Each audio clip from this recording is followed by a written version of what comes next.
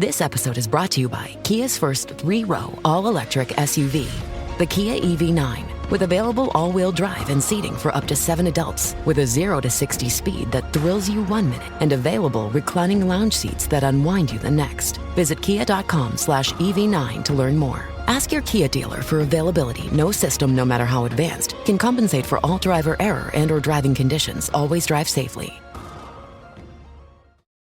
Make their Christmas unforgettable with goat guns. Looking for the perfect gift for your husband or man who is a gun lover? Look no further. Goat guns are the greatest gift of all time miniature gun models. They are the perfect blend of quality and detail. From pistols to rifles, there's a goat gun for every collector, history buff, or gamer. Whether for display or for a fun collecting hobby, goat guns will bring joy and excitement to him. Surprise your loved ones this Christmas with a goat gun, the ultimate gift that won't disappoint. Shop at goatguns.com. Welcome to the Human Capital Innovations Podcast, your go-to source for personal, professional, and organizational growth and development. We hope you tune in often for all things people management, organizational development and change, organizational leadership, and social impact related. Maximize your personal and organizational potential with Human Capital Innovations Podcast.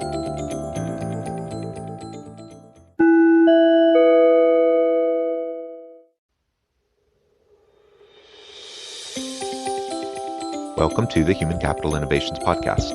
In this HCI podcast episode, I talk with Stu Minshew about responding to workplace mental challenges as a leader.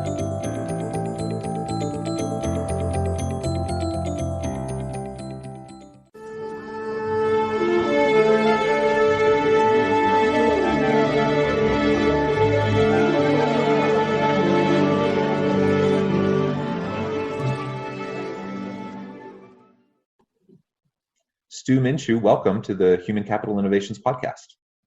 It's my pleasure. Thanks for having me on, John. Yeah, it's been fun chatting with you in the pre-interview and getting to know you a little bit, and I'm excited to have a chance to chat about your area of expertise, which is helping entrepreneurs overcome the mental roadblocks that they face when they're leading their business. So today we're going to be talking about responding to workplace mental challenges, as a leader, both for the leader themselves, but also for their people, for their team. As we get started, I just wanted to read Stu's bio for everyone. Stu Minshew is the founder and CEO of The Thoughtful Entrepreneur, where he coaches exhausted and overwhelmed entrepreneurs to create balance in their lives. He is also a facilitator for Co-Starters, a program that equips aspiring entrepreneurs to turn their passions into a sustainable and thriving endeavor. As a serial entrepreneur, Stu has previously started 3 businesses, 2 located in East Africa and 1 in the United States. You can connect with him online at thethoughtfulentrepreneur.com.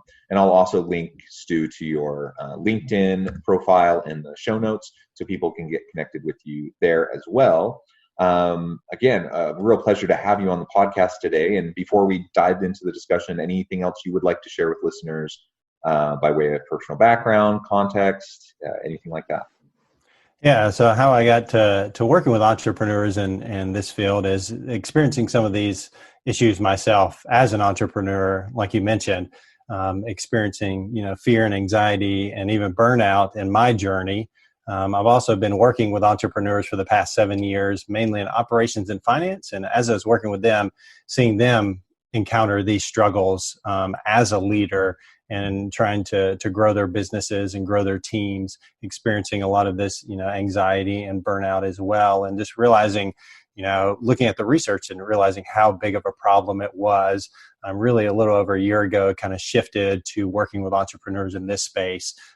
Like I said, just seeing how big of a problem it was and how it needed resources out there to address and equip entrepreneurs and leaders to overcome some of these mental roadblocks that they face. Yeah, I really like that. And I think that's just so needed.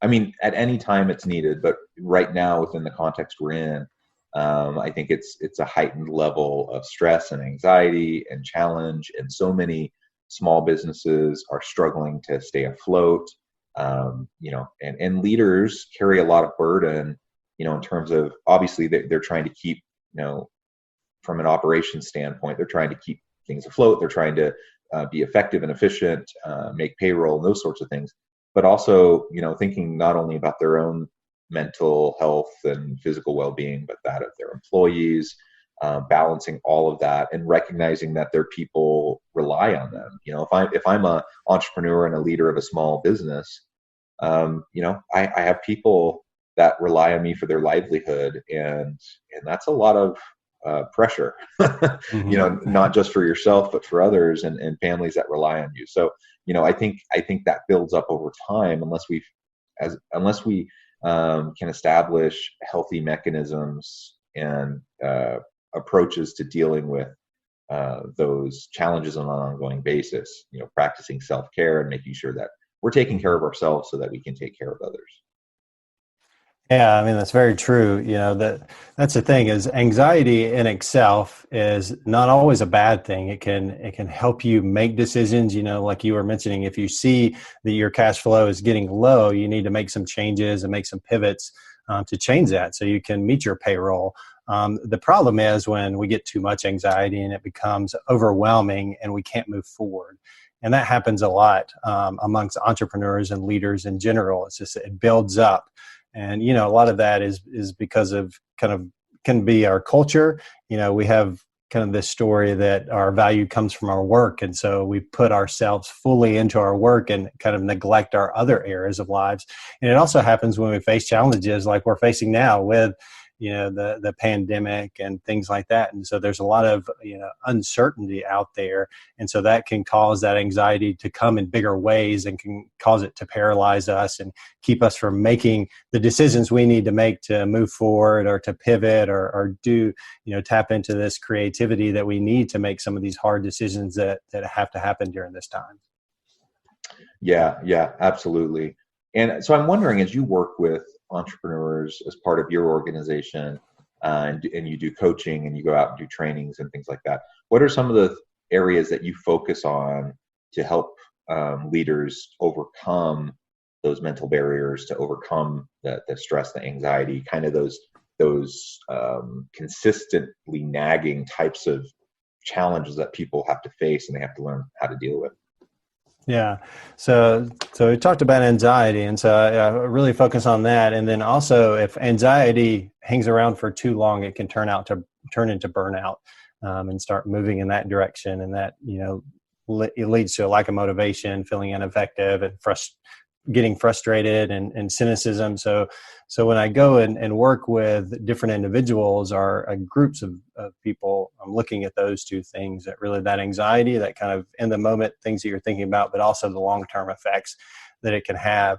And so when going out there and looking at it, we really have to understand how is this affecting us? And it really affects the brain and how the brain functions.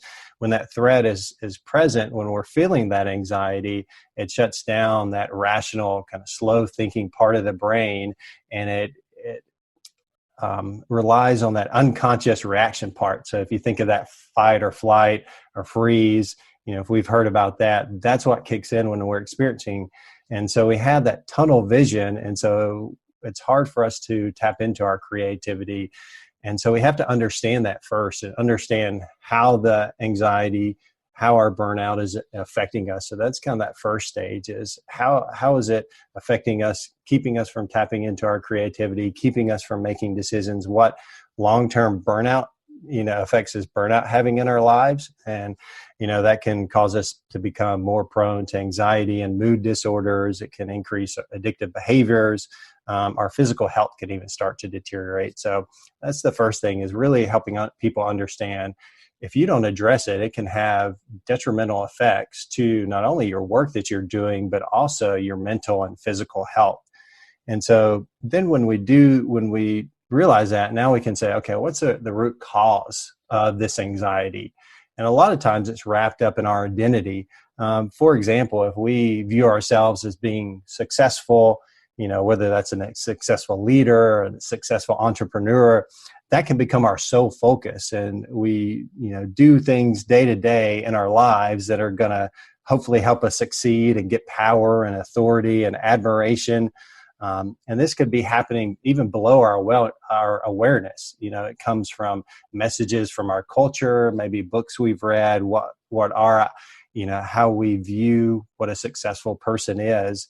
And so when we do that and we get our value from those things, that can really burn us out, and we can, sacrifice other parts of our lives, even though we may be, husband or a wife or a mom or a dad. We tend to sacrifice those relationships in order to, get this success.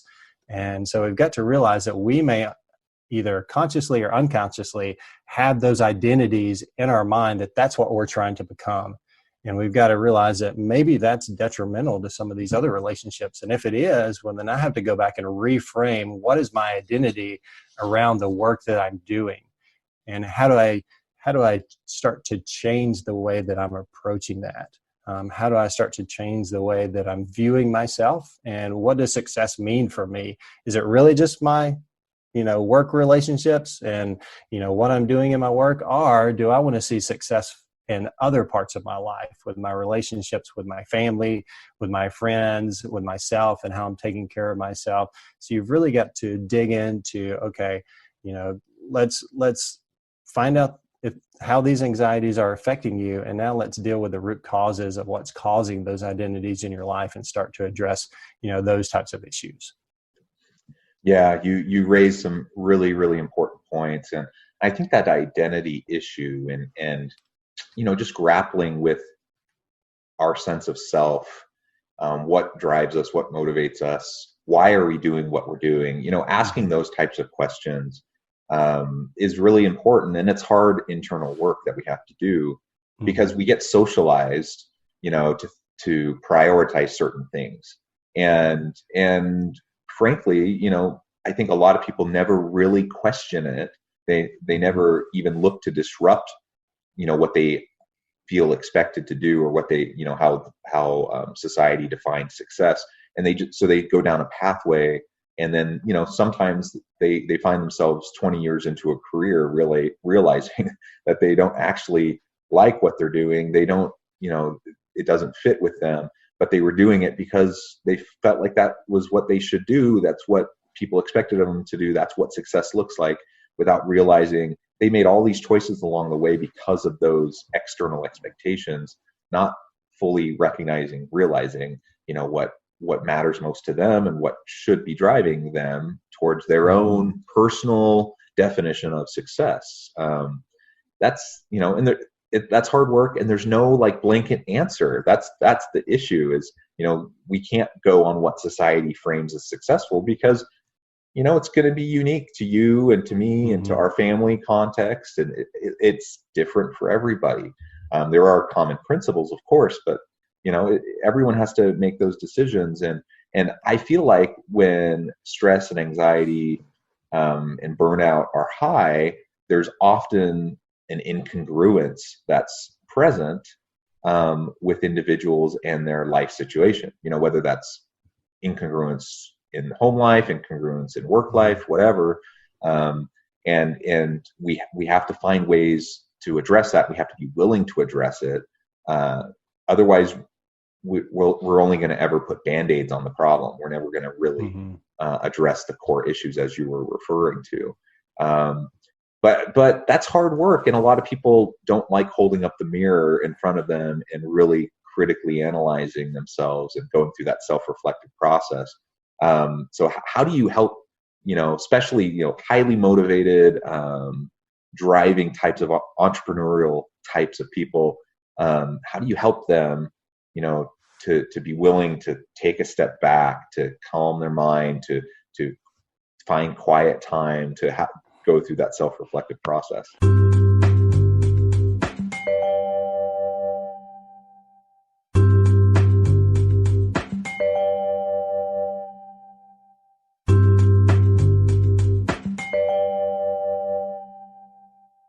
Yeah, so you've really got to, that's a great question. So you've really got to dive into actually, having, not doing that is hurting the work that you're doing and hurting your performance. Because like we said, when you have this anxiety around these identities that, are oftentimes unhealthy for you, that that anxiety is inhibiting your creative thinking process. You're not able to tap into your creativity. You're not able to make good decisions. So when you start to address those and start to reframe how you think about success, how you think about yourself, then that anxiety starts to go down. And you're not so attached to that success that when it becomes threatened, that anxiety rises up in you. Now, when it's threatened, you can say, okay, yeah, it's getting threatened, but I can approach it in a reasonable manner. I can think through it. I can start to look at all the information I have in front of me and make a good, rational decision. And you see a lot of incredible things come out of that. Like I said, you start to tap into that creativity. So you see a boost in creativity. You start to make better, more well-informed decisions. People's motivation and confidence starts to increase. And not only on a professional side, but they also start to experience this on a personal side as well. As they're able to dive more into their personal relationships with their friends and families and be more present in those relationships. You also see people start to become more inspirational leaders. They start to develop, if you're familiar with the growth mindset, they start to become more compassionate with their teams. They become more engaged and committed as they're not experiencing this burnout that they might have been experiencing before. So they're able to step in with their teams and come alongside them and be more grateful a lot of times, And so that's kind of the motivation I tell people, if we take the time to do the work to make this happen, it's actually going to increase your productivity. You're going to be a better leader. You're going to take better care of your team. And then the last thing is you're going to be healthier as a person. You're going to feel better. A lot of this time, the mental strain that we feel affects us physically as well. And we start to experience those health problems. So as you start to address that, you actually get to a healthier way of life. A lot of the people I work with start exercising more, taking better care of themselves. So they do get to a healthier place, and they end up being less sick, taking, fewer sick days and being able to, again, be more present in the work that they're doing. Yeah. I think that's all really important to remember. And then we can operationalize, once we start to do that self-reflective work and we start to, reconsider the elements of our identity, we start to pull that apart, we can deconstruct it a little bit, put it back together in a more healthy way. We can, at that point, we can start to put in place mechanisms of self-care that can manage the ongoing inevitable challenges that we're going to face, right? There's always going to be stresses and anxieties. They don't magically go away just because we get in better alignment, they just may take different forms. And so, it can be really simple things like making sure that you take a little bit of time every day for mindfulness practices. And that can be a lot of different things, and I'm not talking about a lot of time. I'm like literally 10, 15 minutes, of time daily can make a huge, huge difference. And, for some people that's meditation or prayer. For some people that's getting out into nature. We were talking before our interview today about how we both love the outdoors. So going on a nice hike, I love going out with my dogs and up the canyon or going, just even at the park or by our house, and just being able to clear my mind for a little bit of time makes a big difference. That kind of physical activity also helps, and it gives me opportunity to just decompress and process mentally what I'm dealing with. And there's no like right or wrong way to do that. It's every individual person has to kind of find what works for them. But it's important, find what works for you. Maybe that's joining a yoga class or doing Zumba or CrossFit or something. Maybe that's simply taking walks, doing stretch breaks. There's so many different things that are pretty simple, but when you do them consistently over time, it really makes a big impact on your physiological health, which impacts your mental well-being.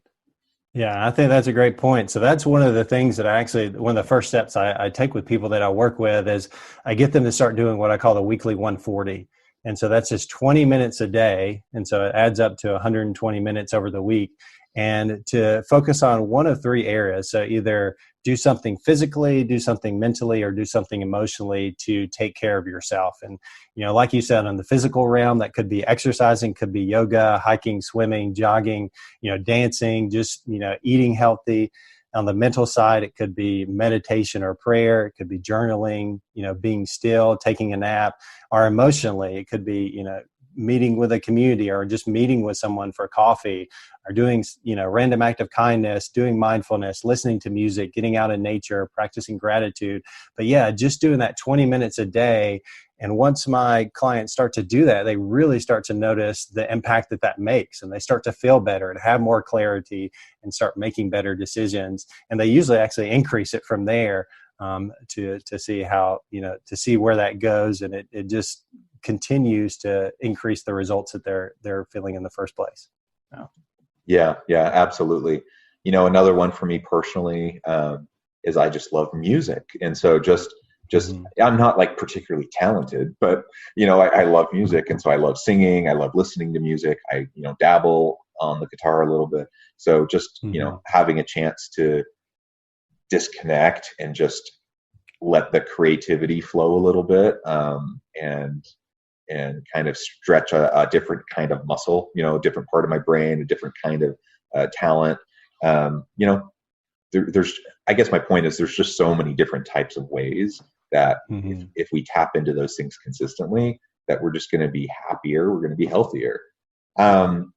So in the last several minutes that we have, I thought maybe we could turn this a little bit and focus on, what does it look like if I'm a leader? I need to do this myself, right? So that I'm healthy, so that I'm productive. But how do I help my team to do it? Yeah, I think the biggest way that you can help your team is to encourage them in those same practices. First practicing compassion with them, but then encouraging them. If you see them start to develop unhealthy habits of, working long hours, or you see them getting stressed, you see them feeling anxiety, start to encourage them to take better care of themselves. Spend that time, taking, like I said, in the weekly 140, taking that 20 minutes a day to focus on themselves and encouraging them. And maybe even, putting some kind of a reward system around that. If they have a streak of every day of being able to take care of themselves, whether that be physically, mentally, or emotionally, because, it's important to do that, because we talked about increasing your productivity, but that's going to help your team as well. It's going to help them get to a better state. It's going to help them make better decisions, tap into their creativity, and improve the team's performance as a whole. So it's really important that you encourage these types of activities within your team, encouraging them to take better care of themselves. Yeah, absolutely. And you said it. From a business case perspective, there's tremendous benefits to an organization for focusing on these things. And so we want people to be more productive. We want more efficiencies. We want lower incidents of error or problems with customers and such. So all of that gets better when we have a bit more presenteeism, we have less absenteeism. We have people being more mentally and physically engaged in their work actively. All of that gets better when we do all of this, and we mitigate the performance problems, the interpersonal problems, the other types of people issues that can arise within an organization. And that's from the business case side of it.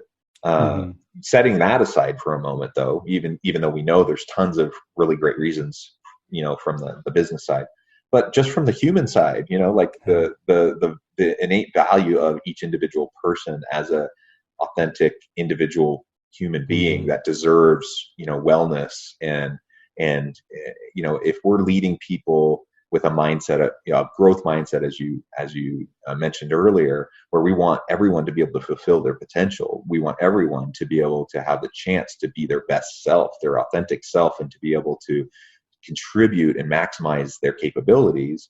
That's a human argument that is super powerful and will help our team to push and stretch themselves and not in burnout types of ways, but in empowering types of ways.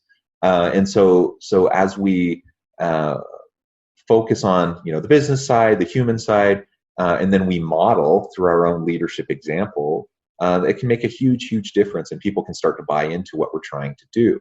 I will say as a caveat to that, though, like, we can say all the right things, and if I'm a leader and I'm saying, hey, you need to practice these wellness elements, and I'm going to monetize it, I'm going to, or incentivize it rather, I'm going to, try to really push this as an initiative.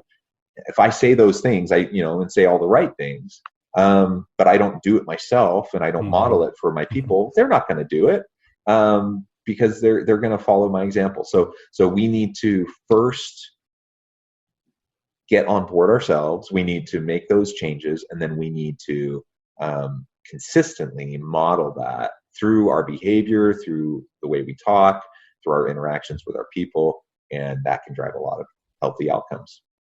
Yeah, I think that's a great point. And not only like you said, the outcomes, but the interpersonal stuff as well. You'll have better relationships with the people on your team. But I think that you said the key thing is you've got to be willing to model it yourself.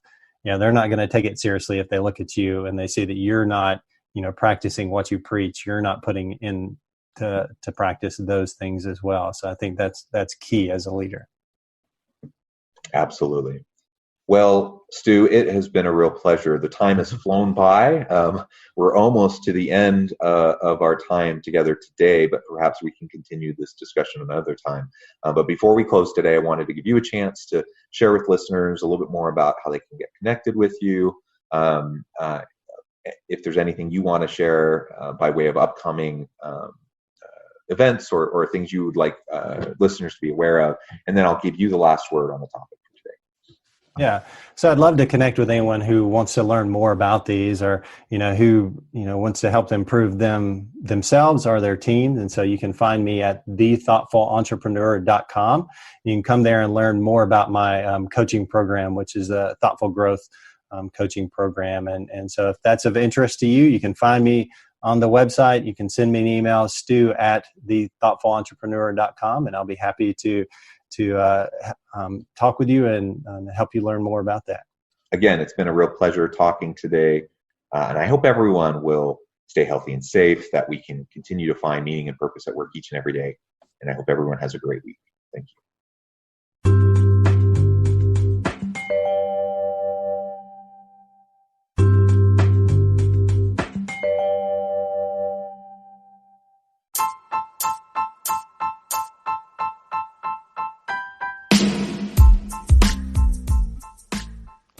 We are excited about the launch of HCI's new magazine, Human Capital Leadership. Human Capital Leadership is a free, interactive e-magazine designed to help individuals, leaders, and organizations find innovative approaches to maximize their human capital potential. We will be publishing issues quarterly in August, November, February, and May. Check out the first issue and let us know what you think.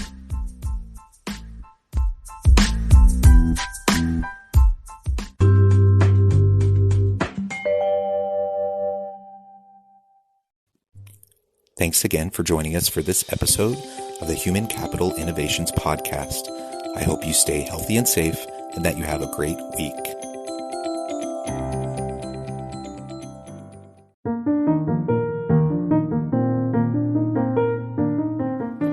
Check out our new weekly LinkedIn newsletter, Alchemizing Human Capital, exploring industry trends via original research and interviews with executives and thought leaders from across the globe. We look forward to having you join us.